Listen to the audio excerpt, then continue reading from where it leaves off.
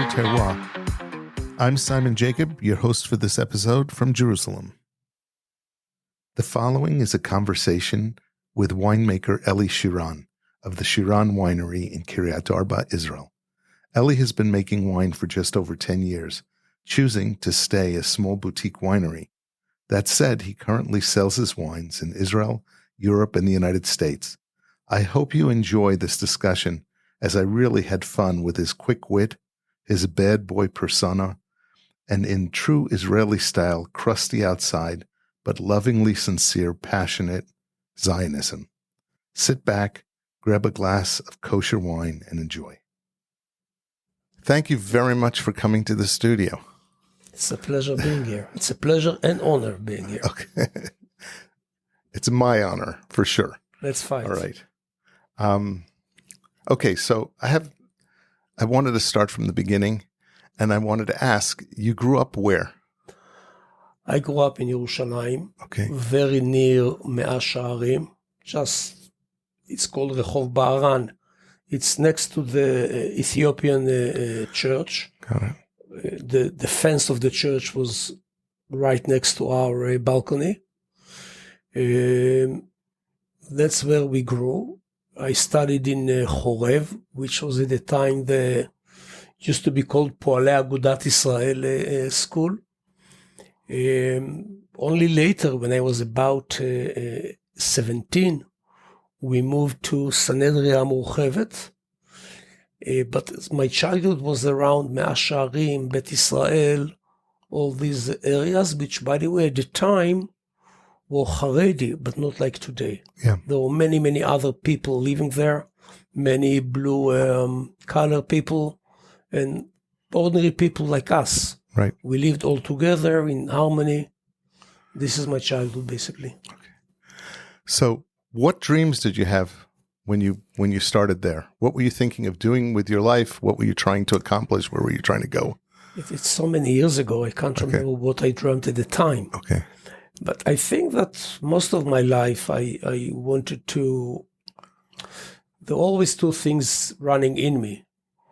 One of them was to learn different subjects, and the subjects at the moment are not important. And the other one is to be in business.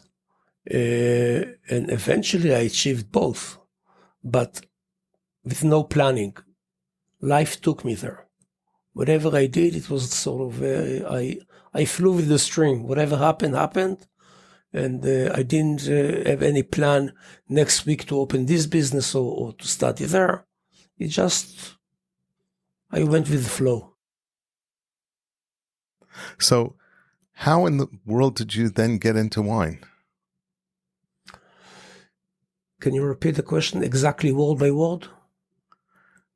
How in the world did you get then into wine? I thought you said in the name of God. You should ask God. I've got no idea. I really don't have any idea. As a child, we didn't drink wine. I mean, we drank Kiddush wine. Yep.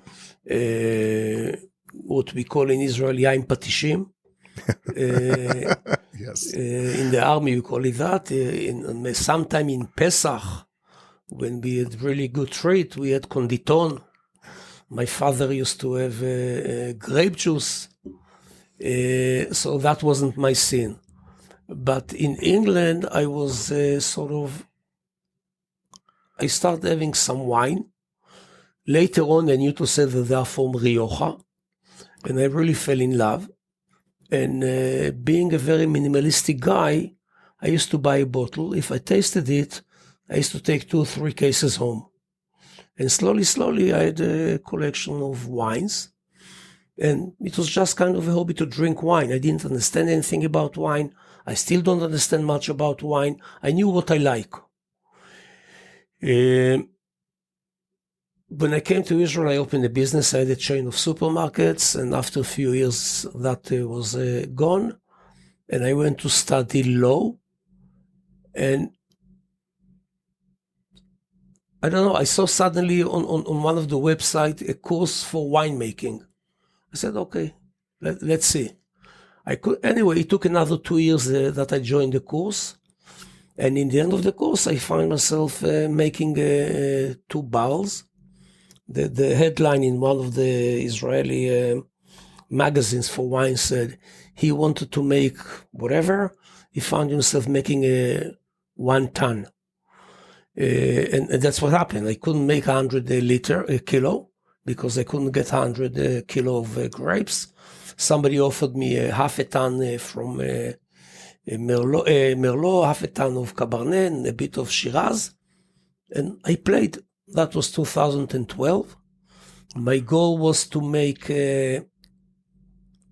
wine without fault. I didn't think about aging wine or all this stuff. It wasn't even in my vocabulary. Excuse my English sometimes. Your English is superb. I wish my Hebrew was close. Thank you for the compliments. I'm serious. And then that's it. I was hooked. It's like having drugs. It's not nice to say drugs, but it's like skiing. Yeah. You ski. You either hooked on it or it's not for you. I was hooked on it. So the next year I already made, I think, 4 barrels. And the wine that I made then still alive, 10 years afterwards. Hopefully we'll taste one of them here now. If not, you can taste it later. Yeah. And the rest is history. I never planned to open a winery. That's what I told in the beginning. I follow the string of life. I see opportunity. I like it. It's good time for me.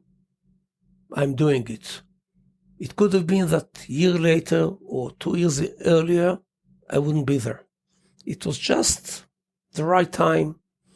I took over part of the house, and the rest is history. So your wife must have been thrilled with taking over part of the house. I have to be careful because she's sitting next to me. Yes. In the beginning, she was very happy. Then she was also happy, but she thought it's already getting too much, because you've been in my house, so Yep. you know that our dining room is only a curtain separates and a door between the dining room and where we used to ferment, and then the barrel room was there. Yeah. After 2 or 3 years, 3 years, I think, I built a cool room so I can make white wine. But all the storage and filling the bottle or keeping the grapes cool when they came from the vineyards was done in my living room and next to the dining room. So the whole house suddenly became into a winery, and we have to walk slowly between the bottles so not to offend them. And at that point, we discussed it, and it was time to move on. I remember the racks of bottles on the side. Yeah. Under the stairs and on the side. Yeah. Yep. Wow. So the family supported you. What about your daughters? The older one or the younger one? Who was the most troublesome? No, all my kids are amazing, are great. Listen, the family supported it. Yep. The older one were less involved because they didn't get married in the beginning, but they helped me. All the kids in their turn helped me. 2 of them actually worked with me on almost daily basis in the early years. Meir, who is number 3, and Uriah, who is number 6. And then that's it. I mean, they got older. Everyone is to their own. And basically today it's one-man show. So they grew up in a wine. They actually grew up in a winery. Yep. I was going to say in a wine-making household, but it's more than that. It was actually, when they grew up, they were in the winery. Yeah. Which the house was the winery. The Right. winery was the house. It Right. was one entity. I mean, Right. Simon bought once to put in the entrance to the house, Maison de Vin, the house of wine. And this is and when we made engagement to our kids, we said the engagement will be Bechatzar HaYekev, right? In the garden of the... We had few other jokes, but they are too what they call bdichot shchorot, black jokes. So we'll keep them. Okay. Not Yes, here. this is not I don't want ratings. I'm trying to be serious. Yeah. Okay, good. During that time, this is a big step. So you went from absolutely no background in making wine to taking a course and making wine. Yep. So did you have any mentors helping you along the line, or people that you could ask questions of, or? It's two different questions. Okay. Mentor is one question, Okay. or someone that you call it in Hebrew, ma'aritz, admire. It's one question. Okay. I can say upfront, no. I don't admire anyone in any subject. I appreciate people. I respect people. But I don't hold that anyone is, something special. I had people helping me in the beginning. In the first years in the course, I met Kobi Arbiv, and he used to be my 911 call. I remember Erev Yom Kippur, I had a stack fermentation. I called him Erev Yom Kippur in the morning. Kobi, what am I doing now? He said, take it easy. He told me what to do. I walked till half an hour before Yom Kippur. Everything was fine. And it's happening a few times. So I used to be over the phone advisor. And I was in good touch with some other winemakers. In the beginning, it was Olivier Ferty a bit. Him less on day-to-day basis, but again, he was one of the people that gave us the course. And some other friends or colleagues that till today I'm in good touch with them. So and they've got more experience than me, so I used to call them and ask their advice. I think after 2 or 3 years, I took a consultant already. And after another 3 years, I changed him. And not because he wasn't good, because I needed somebody that will fit more into my my head. Yeah, mindset. As you said, right, I had no background in wine. I knew there is a Bordeaux, but I didn't know anything about all these blends. Yeah, I didn't have any knowledge of world wine, kosher or non-kosher. I told you I drank when I was younger Rioja, but I didn't actually know what's the meaning. But I knew one thing. As a religious Jew, I live in a world of rules, right? They tell you how to daven. They tell you what to do. We are living more or less in a very square world with many, many rules. I hate rules. I can't stand people telling me what to do. One thing. The other issue is that I looked around Israel. When people start telling me about blends, etc., I said, listen, it's a small country. We grow different varietals, one next to another, or we've got different, what later I knew called terroir. At the time I didn't even know what's the meaning. Why do I have to blend Merlot with Cabernet Franc and whatever, or any kind of this blend? I'm a free man. I'm not bound by appellation rules. Okay, I can do whatever I want. And I like the idea. So I started making my own blends. So what's a blend that highlighted that for you? I don't think it's a specific, I can tell you which blend was the first one that I went off the beaten track, okay? But I don't think it was a particular blend. It was the idea. I didn't know much about wine. I knew what I like when I tasted it, okay? And what I did, I remember the first year, before I had a consultant, I took the wines that I had on the table and I started making them. I said, okay, I like that. And then I went on. So the idea of to be free, not to work by any rules, by any patterns, by any because somebody in another country making them, that's what I liked. The first one that I broke, you can say broke, I mean, it's a big word, but when I made the Chazan 13, it was Cab Merlot, and I don't know what bothered me in the blend, so we put a bit of Grenache from 2014, about 10%, and it gave the wine all totally different direction. And at the time already I made the Conductor 13, which was, if I remember right, Cabernet Merlot and Petit Syrah, I think. I'm not sure about the Merlot. It does anyway. And then I said, listen, I like the wine. So I sat with friends just to make the blend a bit more precise. And apparently it worked, because this wine were good and are still good till today. I actually have a bottle of the Conductor 13 downstairs.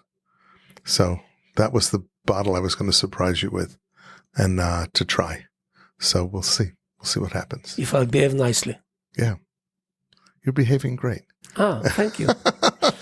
Can you tell that to my wife, please, that I behave nicely? Okay. You brought along some wines to try. So I would also like to, I'd like to taste some of the wines with you. They should be, they're My pleasure. interesting wines. You brought some whites and some reds. But actually, before we get to that, I wanted to ask you a question. If you were going to talk back to yourself, if you could send a message back, would you be in this business?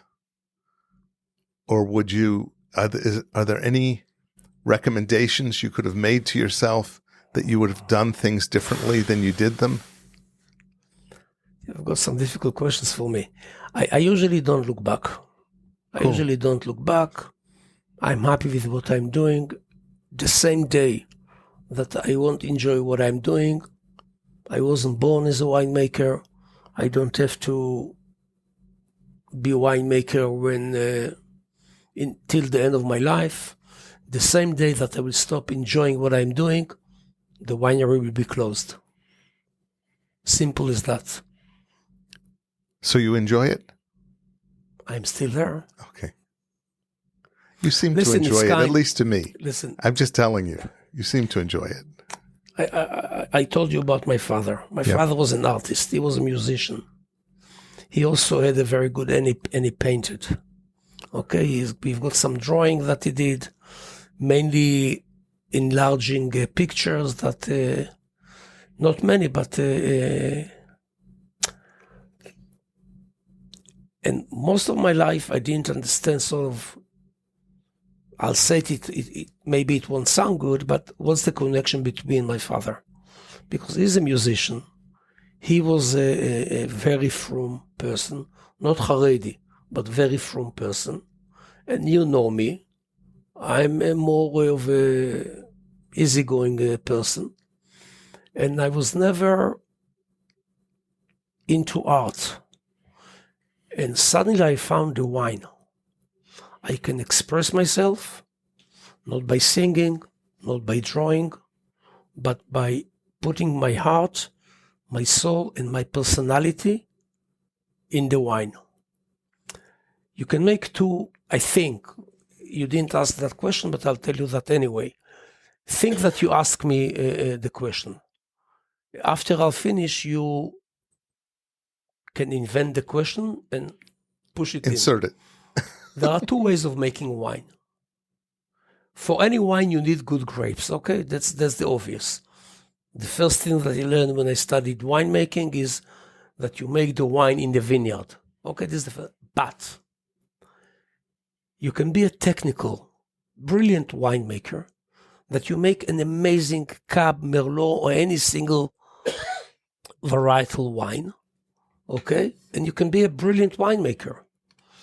Or you can make wine a characteristic wine that you put your soul and your personality in it. And it's a form of art. That's why when I had winemakers from France, one of them is actually making today only kosher wine, he's not Jewish, from Italy, they said, we envy you. You can do whatever you want. We are bound by rules. So you can't express your feeling, your heart, your desires, your personality into the wine. Okay? You can be a very good technician. And I express myself through the wine. If you ask one of our joint friends, he's got name for each one of my wines.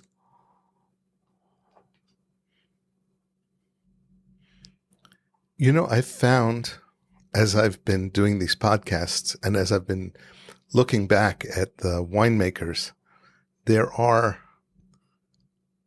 so many ways, so many paths to expression for winemakers. It's just amazing. There's some that I know the comment that everything starts with grapes, with the best grapes. And if you can't get good grapes, you can't make good wine. Sure.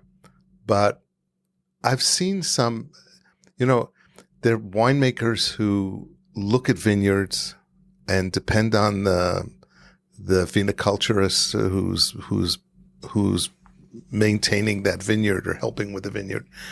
And they look at, and they depend on that farmer, in the vineyard to grow the best grapes. They've tasted them in the past. They've liked them. This is, just keep doing what you're doing. But there are other winemakers who manipulate the fields almost every day. I mean, they are so focused on the vineyard that they focus on the vineyard, and then they just want to take whatever that vineyard provides and express it as simply as possible, meaning that they don't want to manipulate it. They don't want to really do blends, though they do sometimes do blends. Their focus is really on how do they get this expression of this vineyard out. Okay?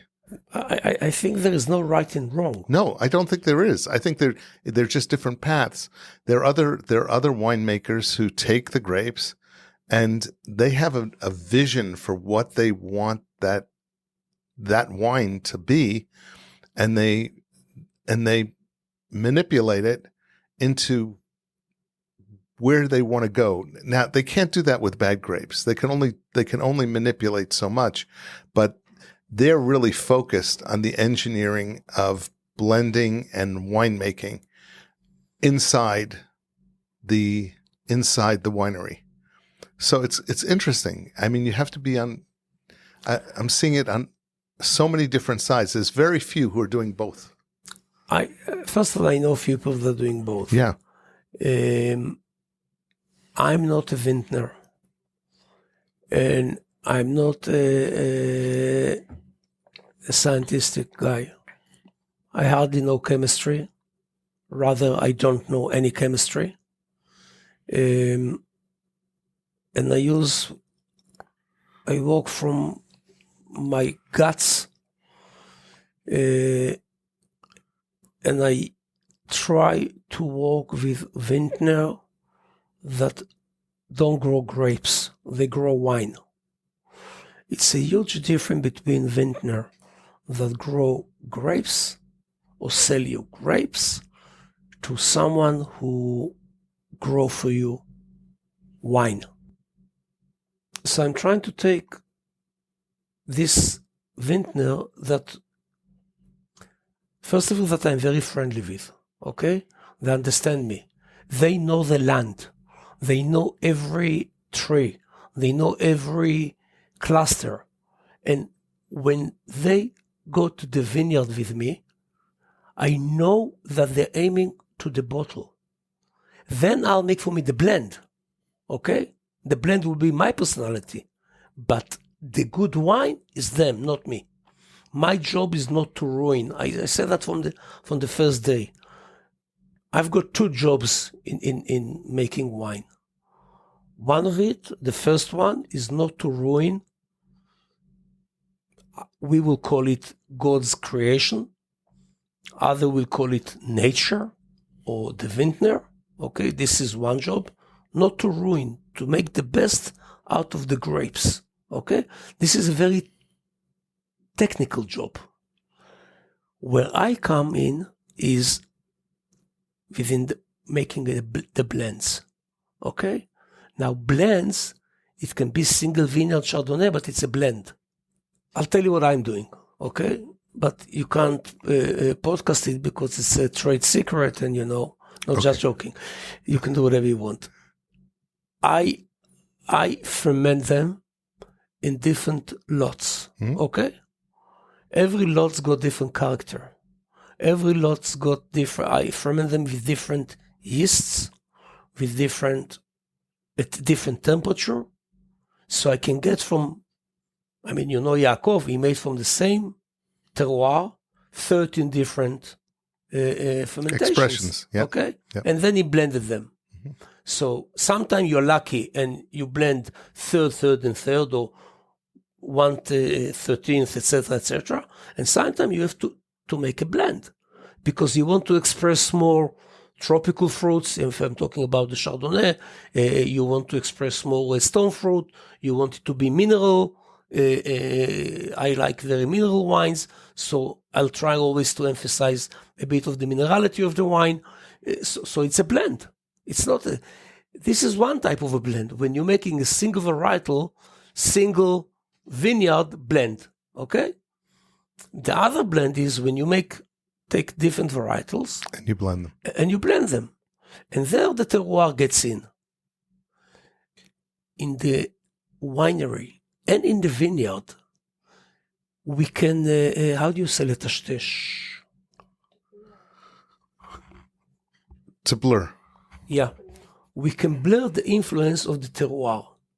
Because if we want to emphasize whatever part in the wine, we use that yeast or the other yeast. And so people say we are making natural wine. Once in your winery, you use cultivated yeast, the air of the winery is full of it. Yeah. So it affects your wine. So there is no pure expression of terroir today. This is at least my opinion, and will excuse me all the experts, etc. They can kick me out of all the winemakers associations. It's fine with me. They can tell me that I'm ignorant. They'll be right. I've got no problem with that. I think that in today's modern world, in modern techniques, the terroir has got, I'm not saying that it hasn't got any meaning, but it's got less and less. Less and less. Of course, if you grow in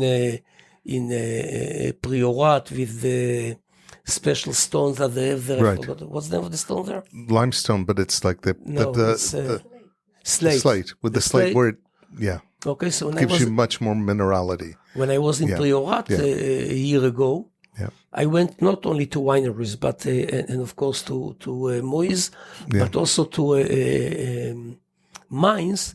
I licked the stones, and you can feel it. You know what they're talking about.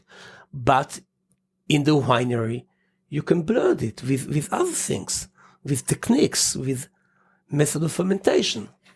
So this is one thing. And then I understand, many years ago when I started making the wine, I started with one of the experts at the time. Today is not very young anymore. And he told me, "You are ruining my business." I told him, me, Eli Shiran. He was a lawyer also, and he's a consultant for investment in wines, etc. He said, "Listen, we are built on terroir. I can do Bordeaux. This is Bordeaux style wine. I can foresee what's going to happen and tell you to invest in it. You take different terroirs and you make back one big mouche." Well, I'm not responsible in the world trade. I'm responsible for what I think. And if I can see advantage let's go to extreme, in the desert, grapes, and something that will make the two parts better than 1+1, right? Make it into 3 from northern of Ramat HaGolan, I'll use it. Because this is what the modern days gave us. And I think it will be crime not to use it. It's not big deal today to transfer, and I'm doing it, from Kerem Aruach, which is up north in Ramat HaGolan, or from Mitzpe Ramon, and to make a blend. If the two parts are more than just 1+1, it gives you 3. And I've done it in most of my wines. So this is where all these things, maybe it's a bit confusing. No, I think maybe I'm not very... No, I think you're describing exactly where the wine world is and going and is going. And I agree with you. You know, you as a winemaker have to make what you like, what you want. Ultimately, when you do a blend, you sit there and you blend it and you decide, hey, is this better? Is this worse? Is this what I want? Or is this not what I want? There's no, I guess there are some specific rules if you're in the middle of France or in the middle of Spain or what have you. But when you're blending here, you're making the decision. You're making the decision to do it. And I think to somebody to say that that's not a valid decision or what have you is silly. It is totally a valid decision. Well, I was told. Well, one of the main parts of terroir that people leave off, there's 4 elements to terroir, not 3. There's location, or elevation, what have you.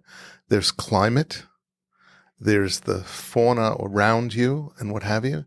But there's also the process. And people leave that out of the terroir picture. 5. And the vintner. Well, that's the process. Is part. I know, but the process can be the winemaker. Okay. But the vintner, yes. The farmer, yes. is major part in the terroir.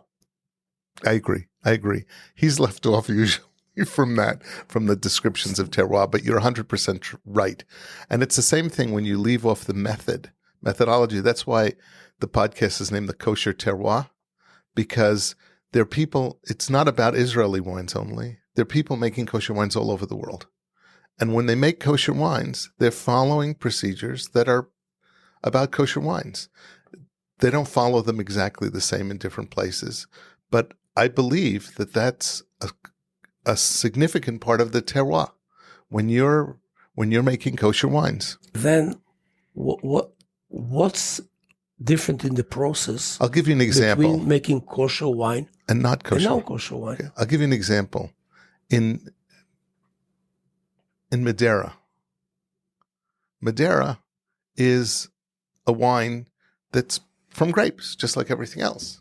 But they take it and they put it in a barrel and they sit the barrels in the sun and they let them go in the sun. That's part of Madeira's terroir. You can't make a Madeira without following that procedure, okay? You can't. But you can make it kosher. You can make it kosher. So the process is the same process. It's not exactly the same process. Why? A bit of the beard of the mashgiach will fall into the wine. The process is definitely the same. That's definitely part of it. That's why you have a beard and I have a beard, because we want to make sure we have an impact on the wines. Yeah. But no, I believe that there is an impact from whether you make when you make a kosher wine. I'm not telling you about people who make non-kosher wines. I'm not going there. I'm not judging or anything. I know I'm in a position where I can only drink kosher wines. So that's the only wine I taste. That's the situation I'm in. Okay. So that's why I focus on kosher wines. Thank God for that. Yeah, it is. I'm very thankful, and I'm very thankful for the incredible expressions that are now coming out. There's so many kosher wineries in Israel and so many kosher wineries around the world where I was limited in the past. I'm not limited anymore. So, Absolutely. yep. Okay. So let's break for a minute and then we'll get some wine out and then we'll taste it and go back. Okay, we're back. Hi again. Thank you, Eli, for being here. Really, thank you. Again for having me here. Okay. Having us. Yes. Us. Your wife isn't speaking, and she She's has a very mic, quiet. but she's very quiet. She's very quiet. Okay. Can she be quiet? Is that so quiet also at home? I'll give you the switch for the microphone. Oh, he's going to be in trouble after this. I'm used to it. We're all big talkers. Yep. Absolutely. Okay. So we're going to try some of your whites. We're going to start with the whites. Okay. We're going to try some white wine. Tell me a little bit about this. What are we tasting? So first of all, I can say Chag Sameach now. Yep. Because we will be drinking the Chardonnay 21. And why I'm saying Chag Sameach? Because tomorrow, and happy birthday. Because tomorrow morning, it's my first harvest for this year. And it's going to be Chardonnay from the same vineyard. So awesome. What we're having here, and by the way, give or take a day, this is the day that we harvested in 2021. This vineyard, which is in Gush Etzion, I'll explain it in a second. Whether it's hot or cold, roughly give or take 2 days, it's exactly spot on for what we expect it to be harvested. So we've got here a Chardonnay 21. Just to be a bit, so to show off a bit, this wine just got in the Israeli competition, Eshkol HaZahav, the Gold Award for Chardonnay. Mazal bracha. Thank you. The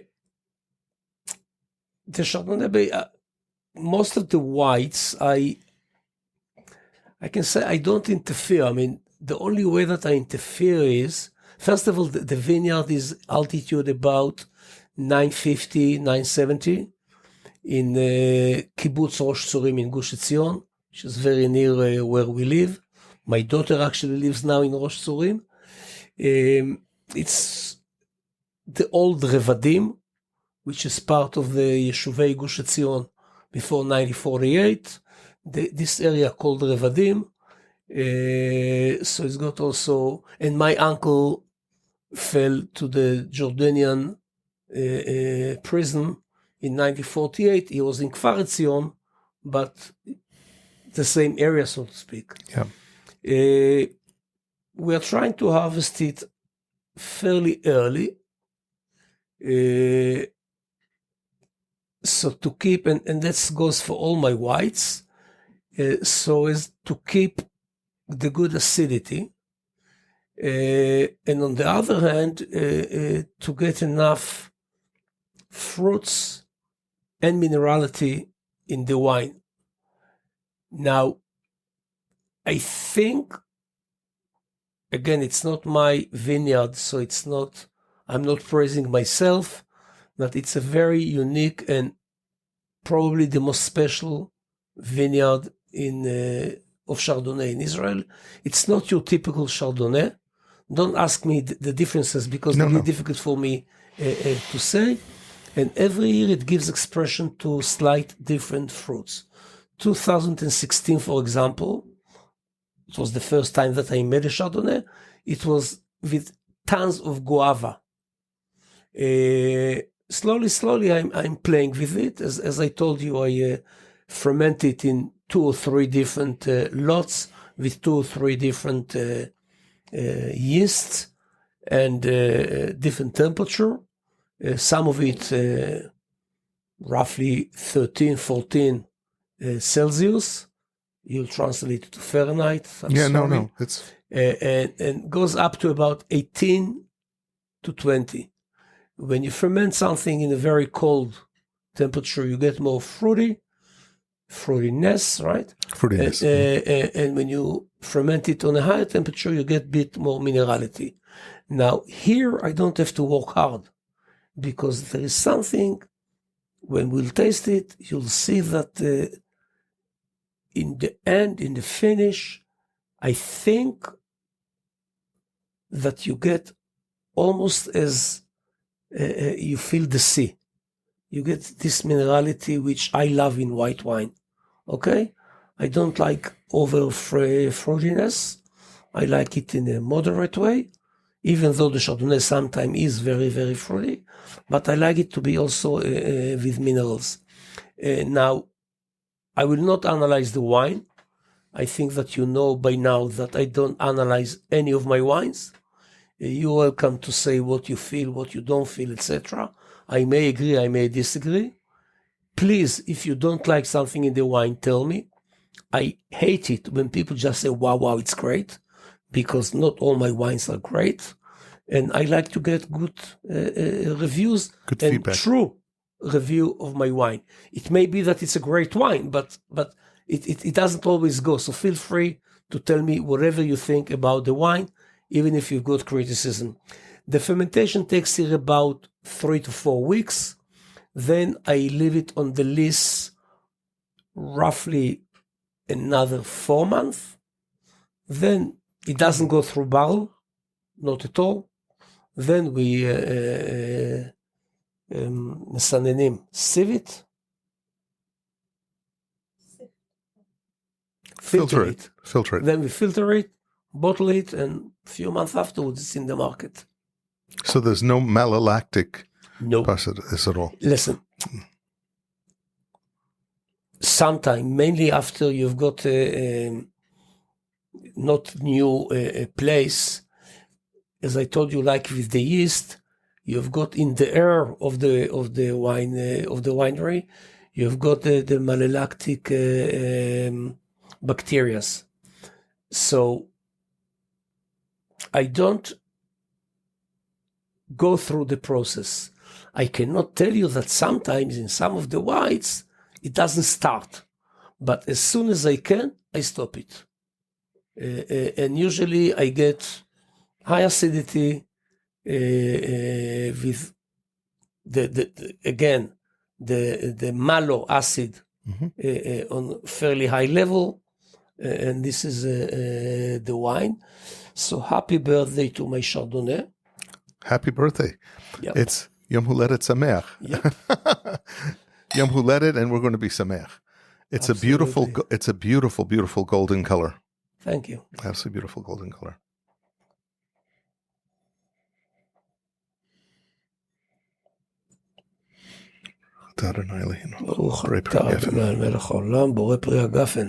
It's a bit warm now. Yeah, no.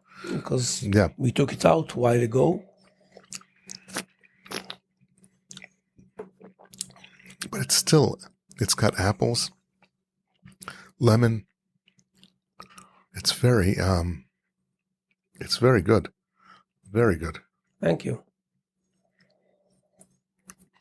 It's interesting. It's an interesting Chardonnay. Some people claim that it's got a bit of the characteristic of Sauvignon Blanc. I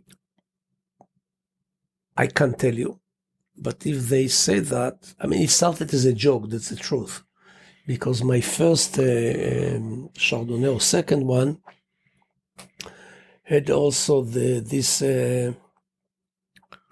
cat pee smell. Yeah. So some people noticed civet. Whatever they call it. They call it civet. Okay. So since then it's become a joke. They call it Chardovignon and all these names. I think it's from what I read, it's can be typical for that climate. We are in a hot climate, right? Israel is a hot climate, but Gush Etzion as a microclimate is much colder. Rosh Tzuriv in more so. I mean, you can see the fog in the middle of August. And from what I read in the books, when I did study a bit, when I did WSET, etc., you can have this tropical notes that usually are not very within the Chardonnay, with the other notes that this wine gives. When you drink it colder, you get even more tropical notes. And again, as I said, every year you get slight different direction to the fruit, which for me is great because I hate to do the same thing every year. It's got very nice acidity as well. It's there. And you're right. It is more like it tastes like it tastes more like a, what you call it, Sauvignon Blanc. Well, if it's okay with you, you can take a marker, cross off Chardonnay. No. Sauvignon Blanc. I've tasted.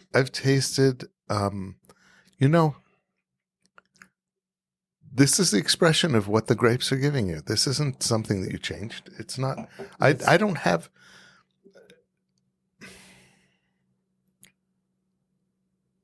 There is so much in making wine that when people say it's not varietally correct or it's not this, it's not that, I look at them and I just I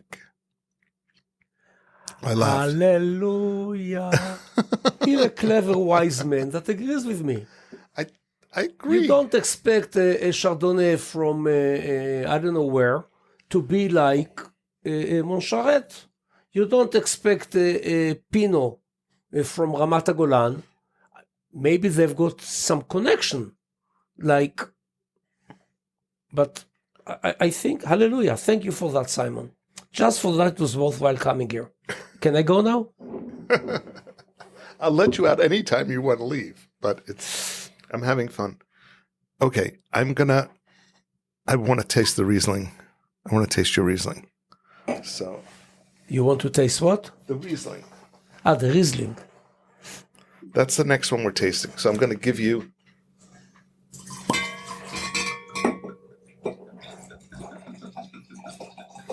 don't want to pour so much.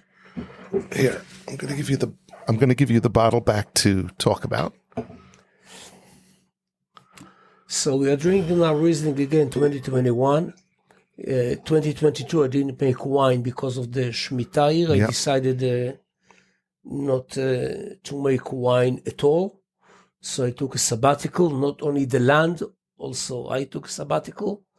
The Riesling is from a vineyard in Kerem Ben Zimra, but not, as they said, Kerem Ben Zimra Rehovot. You know that if you collect all the bottles that it says on them, Kerem Ben Zimra, it's 4 times as much as Israel produces grapes altogether. I wasn't aware of that. Kerem Ben Zimra. Yeah. It used to be a big joke in Israel. Kerem Ben Zimra where? So this is actually Kerem Ben Zimra on the edge of the Moshav.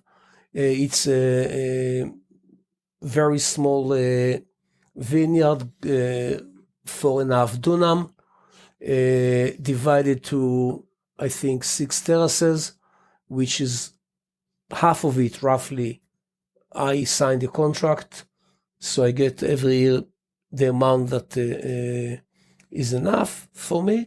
And again, I most of my whites, when I make reds, I'm interested more in the characteristic of the blends and my don't know what to call it, personality, my what I dream during the night.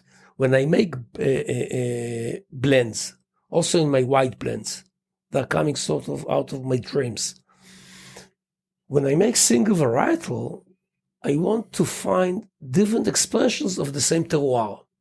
So I want that to be loyal to that terroir, even though what I've said before about terroir, because I'm playing with it, right? I'm playing with different yeast, different temperature, different times that you do a surly, that you mix it. So everything is different. But I'm trying to find what I can make from this vineyard, okay? I've got no interest on mixing. And this is my second Chardonnay. My first Chardonnay just received also a medal, Yeah. and it's still very young. It hardly got the petroleum that we are looking in. The Riesling, you're saying. Riesling. Not the Chardonnay. Sorry, I said Chardonnay. Yeah, but don't worry. Erase everything that I said in the last 2 minutes. Yeah, no, you're talking about the Riesling. Yeah. Right, yes. So it hasn't got yet a lot of the petroleum. However, by the way, you know that in Alsace and in the Mosel, they're not so keen on the. They think it's a fault in the wine. Right. I was just there, and they told me, "What are you looking for?"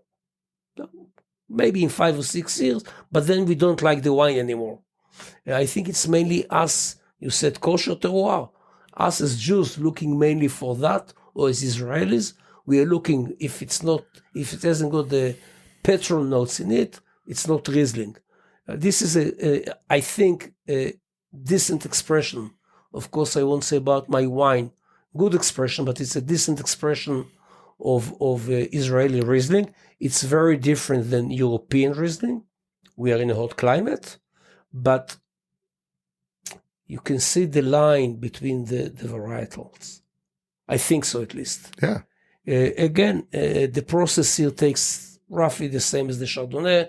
I suppose we'll harvest the 2023 in about the next 10 days. Again, fermenting in 2 or 3 different lots, different temperature, then blending them and leaving a bit for a blend of which we'll wait to see which blend will come up this year.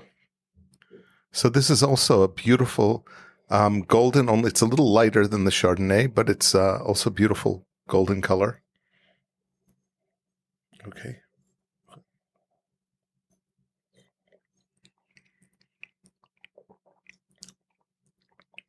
I basically love white wine. I drink also in the winter white wine. I like it as well. When I eat cholent, it's allowed to say in a Sephardi house cholent. Chamin. Chamin. Yeah. Tabit. Yeah, chamin. Tatbit. Yeah.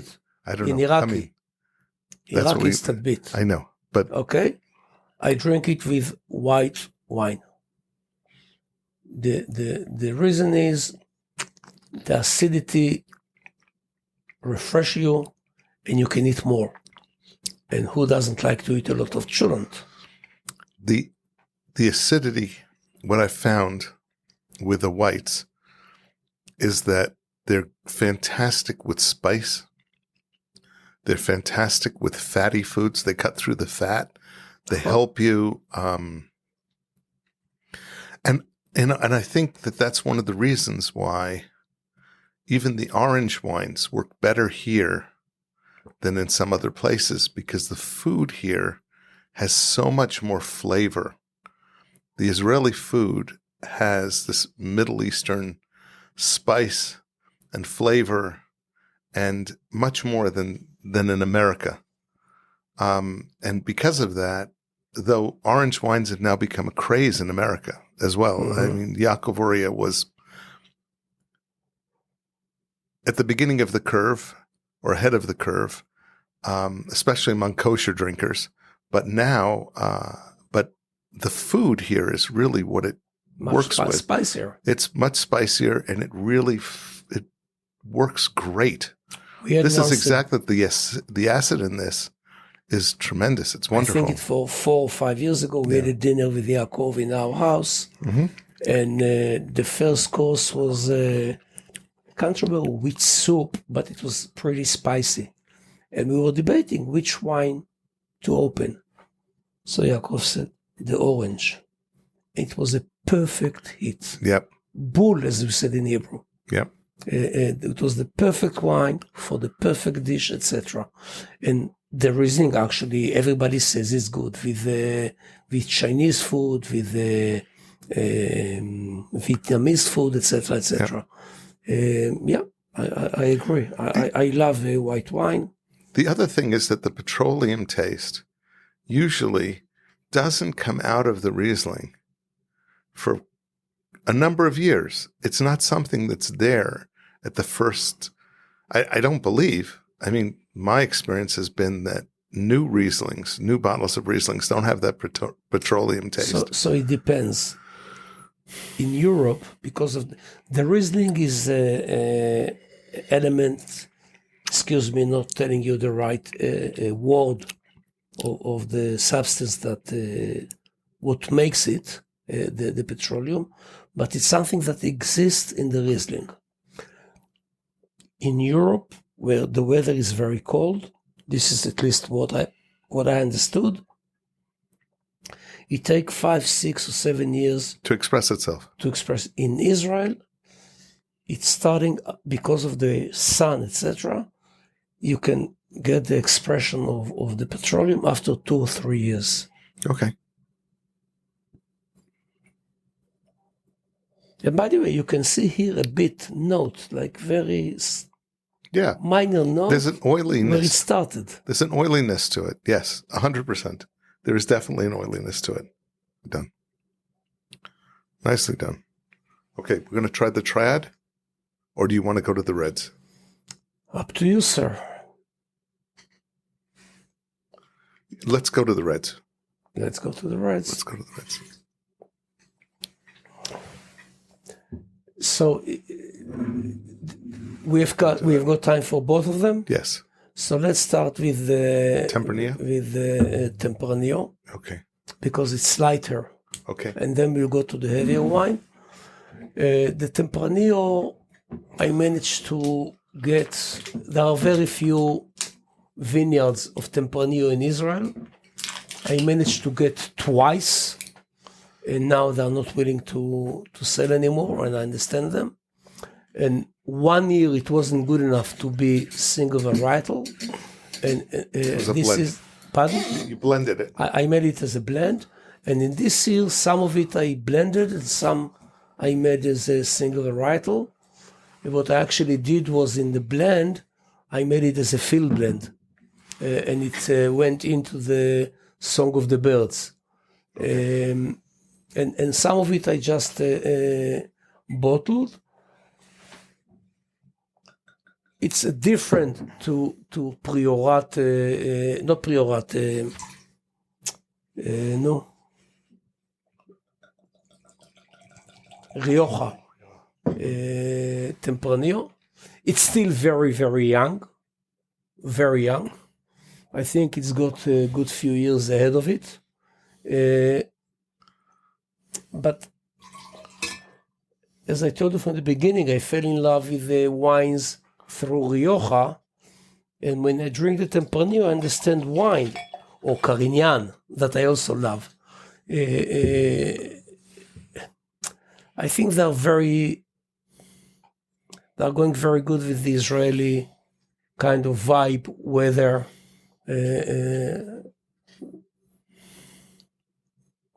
This has almost an old nose to it.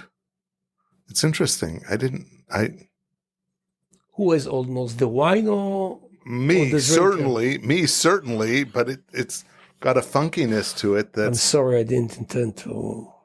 It's a compliment. It's a compliment. It's okay.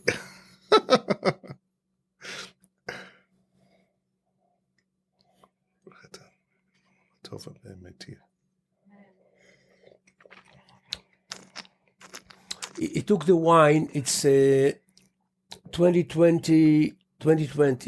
Okay.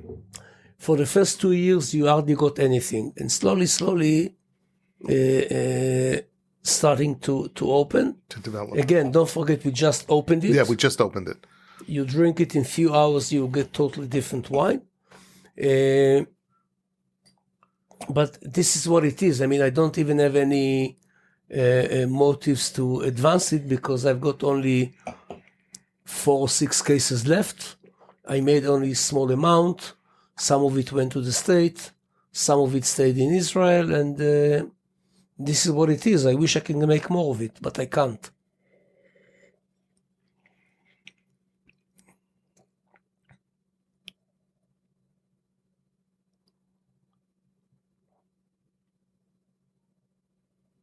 It's still pretty close. It's closed. It is closed. We didn't give it enough time to leave it open for. I should have left it open longer.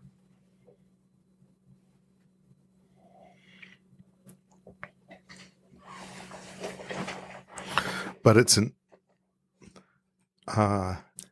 even though it's a little lighter, it's not light. It's not like a Grenache light. It's much darker.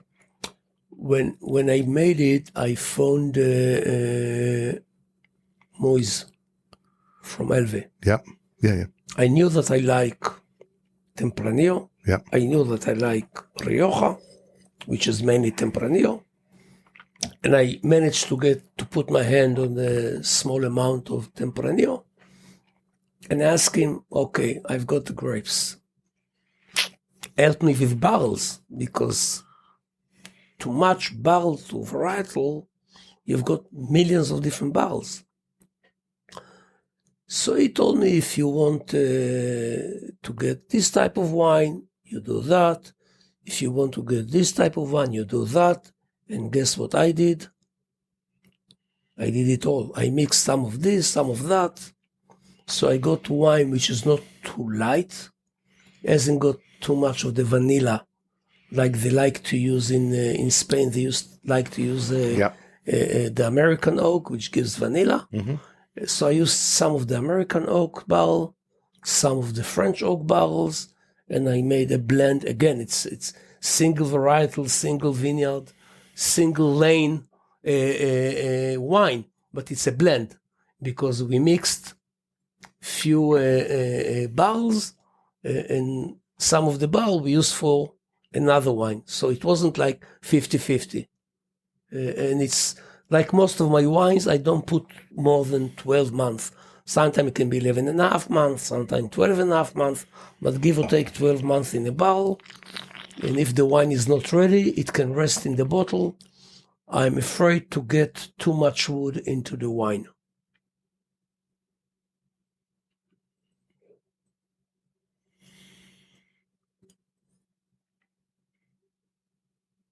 It's got tannins, but the tannins are nice.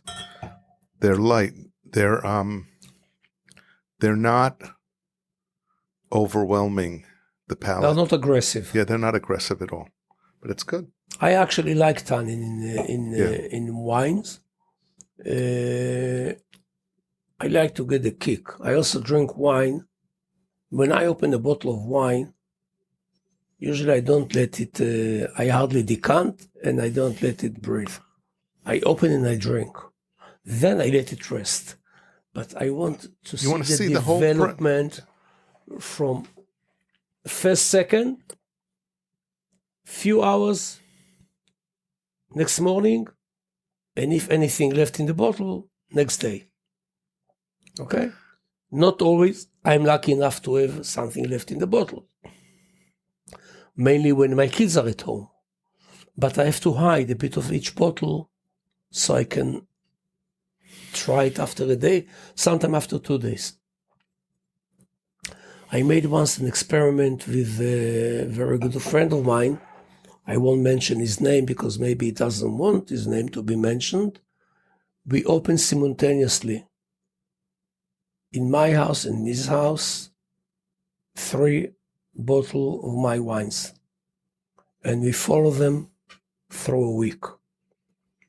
Mm-hmm. We didn't do any spell. We drank, we put the cork back, and we left them outside. Well, on the 6th day, the bottle was finished. The wine was still perfect. I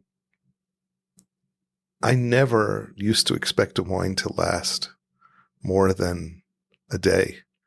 If I didn't finish it that night, I knew it was going to be gone by the next day. That's not true anymore. A lot of the wines are just so lovely, and they develop. They get even better. Yeah, especially whites.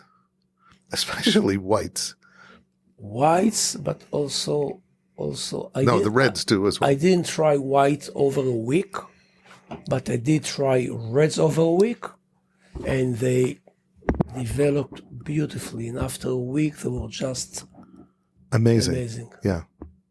So we have one last bottle of wine that we're going to taste. Yep. It smells delicious. Before we'll talk about the wine, Yeah. I want you to tell me what you think, what you see, and then I'll tell you what's the wine. Okay, good. Because I don't think it's very obvious, at least. This wine is beautifully dark. It smells almost French. It's really beautiful. Beautiful Anyway, on I the don't nose. see French as compliment, but just joking. Okay. I'm going to taste it.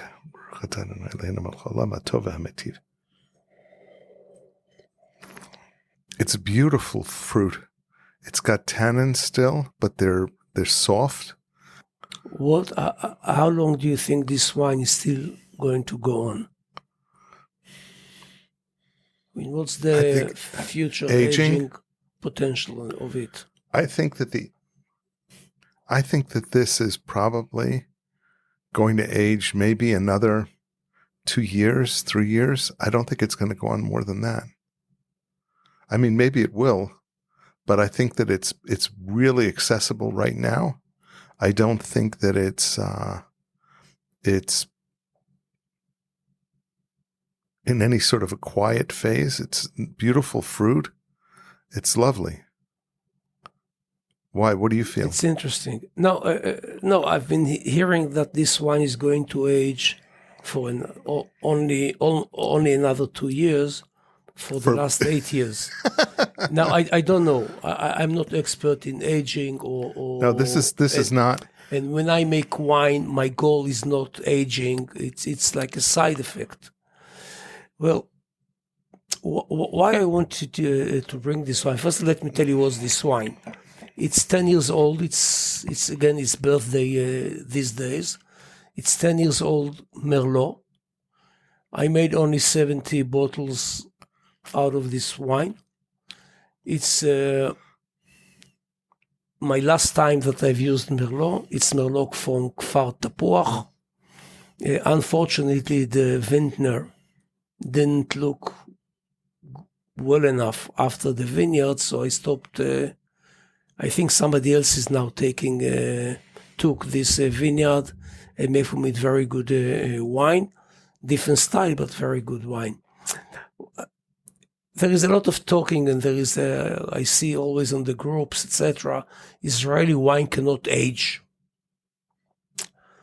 Well, I don't know how to say it, but, a bit more modesty for all these experts that talking about Israeli winery. Of course, I'm very humble next to them. Most of them has got much more knowledge than me, etc. But if we'll talk about international wines all over the world, about 95% of the wine or more around the world are not eligible for aging more than 3 to 5 years. Then, out of this 5%, only, I don't know what, can age up till 10 years. And even, I don't know what percent, 1% or more, or 2% can age more.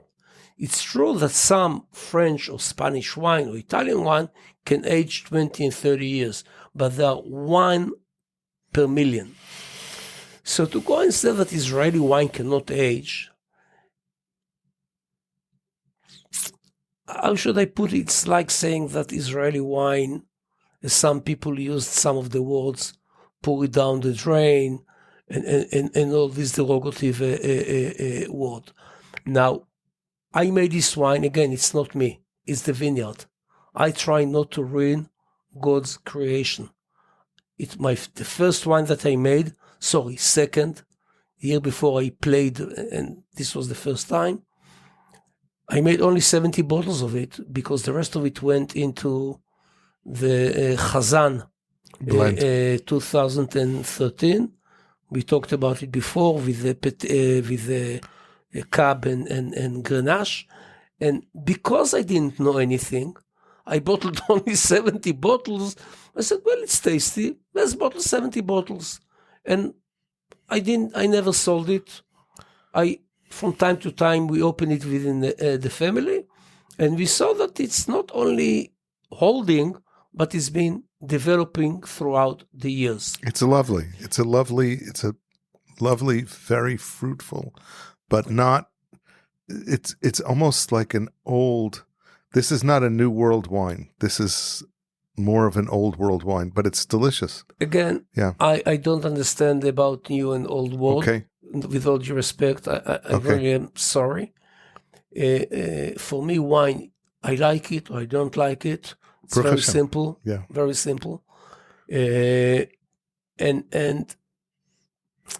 But it's always, I look, wine for me is fun. It's game. When I start giving wine tasting, my first question most of the time is, what is wine? So people saying fermented grapes. No. Wine is fun. Wine is fun. I'm in the wine business because it's fun. It's my playground. Not to take from the new label of Yaakov playground, but I've been saying it for the last 12 years.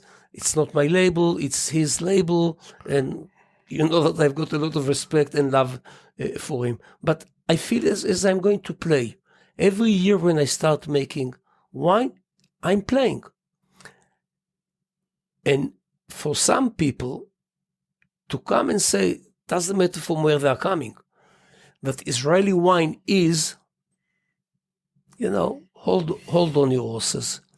As a winemaker that at the time was afraid to even mention that word, winemaker, made a wine that lasted now for 10 years, you say another 2 years, and I'm one of the smallest, whatever. Yeah. I think give a bit more respect to Israeli winery, to the Israeli wine industry, and to Eretz Israel, absolutely. I'm saying it also as a Zionist, not only as a wine lover.